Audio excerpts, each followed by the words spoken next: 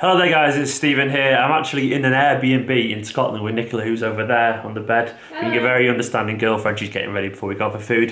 But but basically before we go out, I wanted to quickly talk about Kelechi Iheanacho. We had 10 minutes to spare, and I've just seen the news that apparently Leicester have had a bid of near £25 million accepted for Iheanacho. And this is a man that is close to my heart. I've been following his career for a very long time now, and I'm still absolutely convinced of his potential as a very, very, very top class player. So I want to discuss this briefly. It's not an actual transfer target video, but it's worthy of a quick discussion. So I want to talk about his future, his career, what he could be, and why we're actually selling. Now, I think many would understand that he didn't get much football last year, or even the year before that. Most people who have arguably the most clinical, I think statistically does have the best goals per minute record of any player in the top leagues in Europe. Most people had that record and probably get a little bit more game time than he got last season. It was pretty pathetic how much game time he got last year. A lot of people citing a lack of technique and all that kind of stuff, and I don't really necessarily agree. I think basically he had a situation where he was trying too hard. I mean, Kelechi, if anything, in my opinion, has regressed a little bit over the last year or two through a lack of opportunities and trying incredibly hard to impress. If we cast our minds back to a couple of years ago when he broke through, in my opinion, he was actually more comfortable as a team player then. He looked more precise, looked more confident. He didn't have any of that nerves that come with a lack of game time that usually associate with a lack of match practice. And he looked like a kid who just had the world in front of him, and he looked confident and calm. And now, in my opinion, he tries too hard when he gets onto the pitch. We've all seen interviews with Kelechi Iheanacho. He seems to be an incredibly hard-working guy, very humble and very liked by his teammates, but that desire to impress, that work rate, that dedication to his craft suggests that maybe when he does get there, he just sees this opportunity in front of him and does too much. And that sounds weird. Sometimes you need to relax a little. I don't think that ever happens for him. He doesn't ever feel secure with his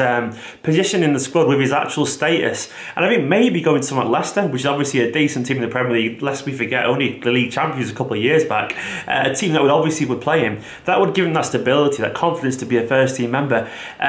But I'm still worried that we're going to lose out on this potentially world-class player. And yes, I'm throwing very big words there, but I do believe that City even believe that too. If you look at his ability, what he can do, he first made his name as an under-17 for Nigeria in the World Cup, where he won the Player of the Tournament and top goal scorer, but playing as a second striker. And Pellegrini even said that when he first broke through, that he wasn't just a number 9, that he could play off the striker too. He was known for his touch, his long shooting, his long ability to actually put it in the top corner, and also his passing and his link-up play. But that slowly dwindled as he became nothing more than a kind of last-minute sub to throw on to hopefully scores a goal. And he adapted to that pretty well, but he was more than that. And I think if he goes to Leicester, where he's got someone like Vardy to play off, somewhere who's going to make runs in behind him, I think he'll get his confidence, and eventually he'll score goals, he'll create goals. We all know he can finish. He's a wonderful instinctive finisher, the kind of stuff you can't teach, but he needs that regular game time. Now I'm hoping that we have this buyback clause. If we don't, I'll be absolutely devastated, because Kelechi needs a buyback clause. And I think City know that. I don't think we actually want to sell him, but I think we know we get 25 million now for him, which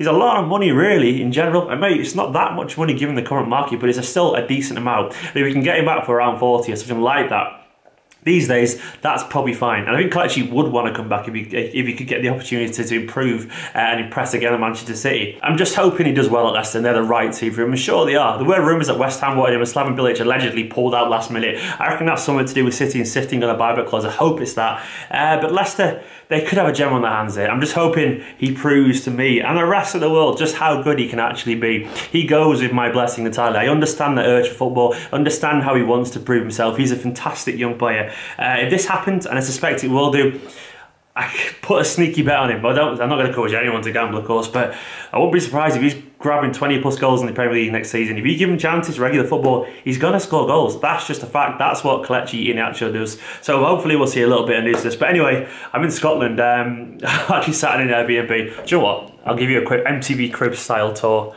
of this place. I've actually got a run. There's Nicola over there, looking beautiful as ever. Let's see what we've got here. It's nice, isn't it? It's this little apartment in Glasgow.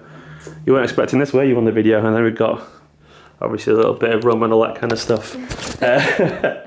And look at this decor. They've got some stones on the floor. And we're actually off to see Radiohead and London Grammar, everything, and all these bands at Transmit Festival tomorrow. So yeah, that's where I am. But I thought I'd do a very quick video for you. Anyway, guys, you won't have a video like this again. So yeah, anyway, I will see you next time. Fingers crossed Kelechi doesn't sign when I'm here, so I can actually do a proper video on it. Anyway, see you later.